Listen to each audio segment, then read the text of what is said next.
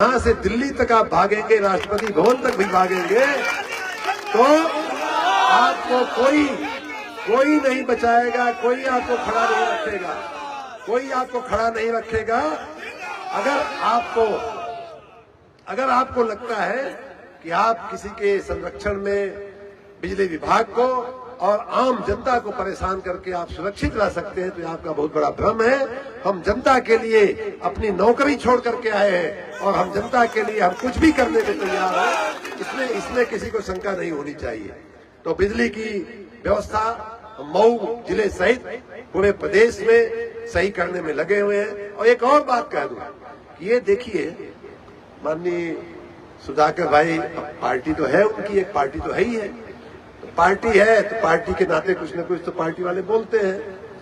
लेकिन मैं आपको ये बता दूं कि जब उनकी पार्टी का शासन था यहाँ 17 तक, तो 2012 से 17 तक 5 साल में जो सबसे ज्यादा बिजली की मांग थी 12,000 मेगावाट, 13,000 मेगावाट यही रहती थी। और ये सपा के खुद के दस्तावेज में से आप निकाल सकते हैं, हमारे सरकारी आंकड़े यही बोलते हैं। आज मित्रों, हम 30,000 मेगावाट बिजली दे रहे हैं, 2.5 गुना बिजली हम दे रहे हैं। ये बात सही है कि हम एक ऐसे व्यक्ति हैं कि हमने बहुत ऊंचे स्टैंडर्ड देखे, हमने बहुत ऊंचे पायदान पे काम किया हुआ है। हमने माननीय मोदी जी के राज में, हमने ऐसे राज्य में काम किया है, ऐसे राज्य में हमने बिजली की व्यवस्था देखी है कि 1 मिनट तो छोड़िए 10 सेकेंड भी बिजली नहीं जाती थी। और मेरा लक्ष्य वो है, मेरा सपना वो है कि भाई हमारे राज्य में बिजली जानी क्यों चाहिए। अगर जाती है कहीं न कहीं किसी की कमी है, हमारे पैसा देने में कोई कमी नहीं है। हमने इंफ्रास्ट्रक्चर पे काम किया है, RDSS में 17,000 करोड़ रुपए का हमने काम करवाया है। बिजनेस प्लान में हमने 10-15 रुपए का करोड़ रुपए का गांव-गांव में तार बदलवाए हैं, गांव-गांव में खंभे बदलवाए हैं, गांव-गांव में ट्रांसफार्मर बदले गए हैं। क्यों जानी चाहिए भाई बिजली? ये कुछ लोग जो है बदमाशी कर रहे हैं, उनकी वजह से बिजली जा रही है। मनसी मनमाना निर्णय ले रहे हैं, जनता के साथ कट गए हैं, जानबूझकर इधर उधर बदमाशियां अपनी फैलाए हुए। मैं उन सबको चेतावनी दे रहा हूं। बाकी बिजली 5-8 साल पहले जो आती थी उसकी 2.5 गुना आ रही है, बिजली जनता को ज्यादा मिल रही है, इसमें कहीं किसी को शंका नहीं, मुझे भी शंका नहीं है। लेकिन जो खामियां हैं, उन खामियों के साथ मैं जीना नहीं चाहता। अगर कोई विधायक आकर के, कोई ब्लॉक प्रमुख आकर के मुझे एक गांव की भी अगर शिकायत कर देता है तो मुझे अच्छा नहीं लगता है, क्योंकि हमारी वो सुनने की आदत नहीं है, वो सुनने का हमारा स्टैंडर्ड नहीं है। क्यों बिजली जाएगी, ये हमारा काम करने का तरीका है, काम करने का स्टैंडर्ड है। इसलिए कल हमने बिजली विभाग के चेयरमैन से लेकर के एक्सीएम तक को हमने कहा है कि भाई ये आपका कार्य पद्धति बदलनी पड़ेगी। आप जनता के प्रति जवाबदेही आपको दिखानी पड़ेगी, जनता के प्रति आपका उत्तरदायित्व आपको समझना पड़ेगा। ये कोई व्यापारी, कोई बनिया की दुकान हमने कहने का मतलब ये है कि कोई व्यापारी पेढ़ी नहीं है, व्यापारी प्रतिष्ठान नहीं है एक बिजली विभाग। ये एक जनता का जन सेवा का प्रतिष्ठान है। इसको किसी जाति या किसी संप्रदाय से जोड़ने की आवश्यकता नहीं है। व्यापारी पेढ़ी का मतलब होता है मुनाफा जितना हो सके। हम एक पब्लिक सर्विस दे रहे हैं, हम एक जन सेवा का काम कर रहे हैं। इसमें किसी गांव में अगर 10 आदमी ने बिजली का बिल नहीं जमा किया तो पूरे गांव की बिजली नहीं कटनी चाहिए, ये हमने कहा है। और इसलिए कि उस 10 आदमी को जाके आप वसूली करिए, कोई दिक्कत नहीं है, आप उनको के साथ कड़ाई करिए। छोटी छोटी बकाये के लिए बिजली मत काटिए, बड़ा बकाया हो तब बिजली काटिए। ये सारी बातें हमने कल कहा है। और वो इसलिए कहा है कि हम स्वयं का स्टैंडर्ड, स्वयं की हमारी जो काम करने की शैली है उसको और ऊंचे पायदान पे और अगले पायदान पे हम ले जाने चाहते हैं। जैसे उदाहरण के रूप में मऊ में सड़कें तो पहले भी थी, ये अगर तिरंगा वाली लाइट नहीं लगती तो भी आप चलते थे, तो भी आपकी गाड़ी चलती थी। लग गई, चमक आ रही है। ये क्रॉसिंग 50 साल से थी, 60 साल से थी, ओवरब्रिज नहीं भी बनता तो भी काम चलता था। तो यही हाल बिजली का है कि भाई बिजली आ रही है, बिजली पहले की अपेक्षा बहुत बेहतर आ रही है, लेकिन जो कमियां हैं वो कमियां नहीं रहनी चाहिए। इस नेम के साथ मैं अधिकारियों को चेतावनी के साथ आज एक बार फिर से कह रहा हूं कि पब्लिक के साथ, पब्लिक की भावनाओं को समझते हुए आप उनको बिजली की व्यवस्था करिए। नगर विकास विभाग में भी आप लोगों की कृपा से बहुत सारे ऐसे, मधुबन की बात करें तो नाला वहां निर्माण हो चुका है, द्वारी घाट की बात करें तो, मऊ की बात करें तो, तमाम हजारों ऐसे काम चल रहे हैं। हमारे व्यक्तिगत जो विधायक निधि के काम होते हैं वैसे भी हजारों काम आपके ब्लॉकों में, आपके गांवों में, आपके पंचायतों में, नगर निकायों में हो रहे हैं। कुल मिलाकर के आप सबकी सेवा में मैं हमेशा हमेशा उपस्थित हूं। आप सबकी सेवा करने में हम कहीं कोई कमी नहीं रखेंगे। और ये आज का एक कार्यक्रम इस बात का जीता जागता उदाहरण है कि आपकी सेवा में उत्तर प्रदेश ही नहीं, मऊ ही नहीं, लखनऊ ही नहीं, दिल्ली तक भी किसी से हाथ जोड़ना पड़ेगा, किसी के पैर पड़ना पड़ेगा तो भी मैं करने के लिए, आपकी सेवा के लिए मैं तैयार हूं। और मुझे आशा ही नहीं पूरा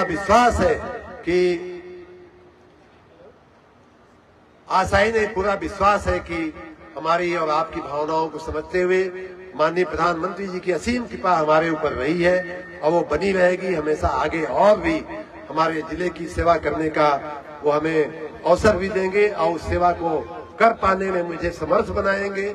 इस आशा के साथ माननीय प्रधानमंत्री जी को धन्यवाद देते हुए, माननीय अश्विनी वैष्णव जी को धन्यवाद देते हुए और अपने माननीय मुख्यमंत्री जी को नमन करते हुए, क्योंकि उनके आशीर्वाद, उनके नेतृत्व के साथ ही ये सारे के सारे काम हो रहे हैं। उनके भारतीय जनता पार्टी के नेतृत्व को याद करते हुए, नमन करते हुए मैं अपनी बात पूरी करूंगा। देखा, ये बात तो सही है कि जहां जाए वहां कोपा का सारा तो आ ही जाना। कितनों काम कर रहा, आप चांद तारा तोड़ करके धरती पे ला दीजिए, लेकिन कोपा का सारा की चिट्ठी आ गई। अब ये बात सही है कि कोपा का सारा के लिए, आप लोगों की जानकारी के लिए, हम लगभग 3 साल से हम भी प्रयासरत हैं।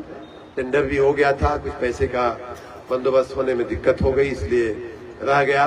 3 साल से हम कम से कम आधा दर्जन, 1 दर्जन नहीं तो आधा दर्जन पत्र तो हम लिखे ही होंगे, लगभग 1 दर्जन मान लीजिए, क्योंकि कई पत्रों का क्रॉस रेफरेंस हो जाता है, तो 1 दर्जन पत्र हम लिख चुके हैं। और मुझे आशा ही नहीं, पूरा विश्वास है कि वो काम अब लगभग मंजूर हो गया है।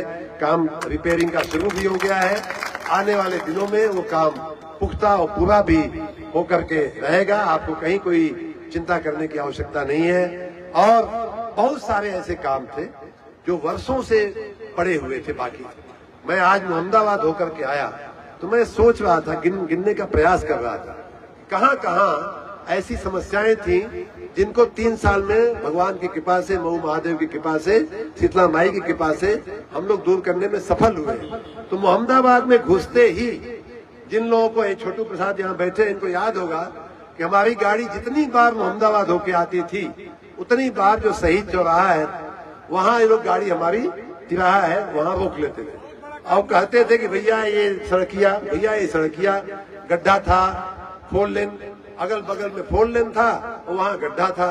वो काम हुआ। उसके आगे अगर बढ़िए तो दैया माई वाला स्थान, खुरहाट काजा सरसेना वाला जो दैया माई होके इधर होंगे, कई लोग उस क्षेत्र के रहने वाले कई लोग हैं, उनकी कितनी पुरानी समस्या दैया माई वाली रोड की थी। दूर हुई कि नहीं हुई? हो गई। मंगलम बना कि नहीं? बन गया। आपका पूरा घाट वाली सड़क, वो भी एक सिरदर्द थी कि नहीं? वो बताइए, कितना बड़ा सिरदर्द बना हुआ था। पूरा घाट वाली रोड, सलाहाबाद वाली रोड, ऐसी सैकड़ों रोडें हैं, रास्ते हैं। द्वारी घाट बाईपास, विक्ट्री इंटर कॉलेज वाला, ऐसी, ये तो हम बड़ी बड़ी बता रहे हैं। छोटे की तो हम गिनती ही नहीं कर पाएंगे, गिनती करेंगे तो 3 दिन लगेगा। इसलिए आप सबको मैं आश्वस्त करता हूं कि ऐसा हमें कहते रहिए। ये बात सही है, मैं जिसने भी दिया हमको, सूरज ने पहुंचाया हमको, मैं उन सबका मैं धन्यवाद करता हूं। आपका एक ही काम आपको करना है कि हम तक पहुंचा दिया करिए। और मैं पूरी निष्ठा के साथ, भगवान की कृपा है कि जिस काम में हाथ लग जाता है वो कमवा पूरा हो ही जा रहा है। इसके लिए संकोच कहने की जरूरत ना है। जहाँ कहबा, जैसे कहबा वैसे। AK शर्मा आपके बच्चे हैं, आपके बेटे हैं, आपके भाई हैं, आपकी संतान है। और खास करके मधुबन क्षेत्र की मैं बात करूं तो मैं जब से MLC आजकल देखा, विधायक नेता लोग बढ़िया बैठल होते, यो बतिया कही दे। हम जब भी मधुबन जाते हैं, आज तो हमके डर लगे थे मधुबन गईले में, जब भी हम मधुबन जाते हैं तो एक दूसरे में काना फूसी हो तो कहो मंत्री जी यही जैसे लड़िया का वो था ना। आ कुछ लोग यो कहत हो कि आवेदा हम दिखावत है, आ कुछ लोग यो कहत हो कि हाँ हम से कहले हो कि तनी हमके जिता दिया भैया। दोनों तरह के लोग हो। अब अहू वाले तैयार बैठल हो, आज जितहू वाले तैयार बैठल हो। लेकिन मैं आप सबकी जानकारी के लिए बता रहा हूं कि मैं जब डीआरएम साहब, आप बोर तो नहीं हो रहे हो ना? आप बोर तो नहीं हो रहे हो? हाँ, मैं आप सबकी जानकारी के लिए मैं बता रहा हूं कि जनवरी में 21 में हम एमएलसी बने, विधायक बने, और मार्च में पंचायत चुनाव आना अपेक्षित था, लेकिन मार्च अप्रैल में कोरोना का एक दूसरा जो फेज था, दूसरा संकट आ गया। हमको बनारस जिम्मा दे दिया गया। बनारस की देखरेख करने के लिए प्रधानमंत्री जी ने हमको भेज दिया। पूरा 2 महीना अप्रैल और मई में बनारस में काम किया, और उन दिनों काम करते करते हमारे ध्यान में कई जिलों के लोगों ने हमारी बात लाई कि भाई खाली बनारस से देखबा कि बाकी पूर्वांचल का भी चिंता करवा। हम कहीं नहीं भी पूर्वांचल की चिंता हुई। उस कड़ी में मधुबन, मऊ, दुबारी का जो आलोक है, पता नहीं यहाँ है कि नहीं है कि नहीं, कहाँ है, गायब हो गया है, दिखाई नहीं दे रहा है। गिरीश गुप्ता, आलोक सिंह, सूरज, टिल्लू, सुधाकर राय, इन लोगों से मेरा पहला परिचय जो हुआ था वो पॉलिटिक्स, राजनीति के चलते नहीं हुआ था। राजनीति में तो हम आ चुके थे, एमएलसी बन चुके थे, विधायक बन चुके थे। इनका नाता हमारा कैसे हुआ? तो भैया कोरोना का दवाई की जरूरत है, भैया आपके पास अगर संभव होके तो तनी मधुबन में भिजवा दा, तनी मऊ में भिजवा दा, तनी घोसी में भिजवा दा। इन लोगों ने किसी न किसी के मार्फत हमको कहवाया, और फिर मैंने इन मित्रों को दवाई भेजा। हमारी सेवा जो है मधुबन की और मऊ की शुरू होती है मार्च 2021 से, जब हमारे चुनाव लड़ने का कहीं दूर दूर तक, हम तो अभी बने थे विधायक, फिर कौन जाएगा सोरी में गोल्ड डाल के तोरे भाई, कहीं जाई अभी ने बन ली है। तो वहां से शुरू हुई हमारी यात्रा। उसके बाद जैसे ही कोरोना, उसी समय जब कोरोना पूरा हुआ, तो आप लोगों की जानकारी में शायद याद होगा कुछ लोगों को कि मैं सुग्गी चौरी का जो स्वास्थ्य केंद्र है वहां की जाके मरम्मत करवाया। मैं घोसी का जो तड़ियाओं के बाबू साहब हमको बड़ा प्रेम करते हैं, आज पता नहीं आए हैं, कि तड़ियाओं का जो आपका सामूहिक 100 बेड का अस्पताल बना है, उसमें मैंने ऑक्सीजन का प्लांट लगवाया। जाकर के मैं खुद जाकर के उसका उद्घाटन किया। टोरेंट कंपनी से सीएसआर के माध्यम उसमें हजारों मशीनें, हमने वेंटिलेटर और दवाओं के हजारों किट बंटवाए। ये हमारा मऊ की पहली जनसेवा, मधुबन की पहली जनसेवा हमारी उस समय शुरू हुई।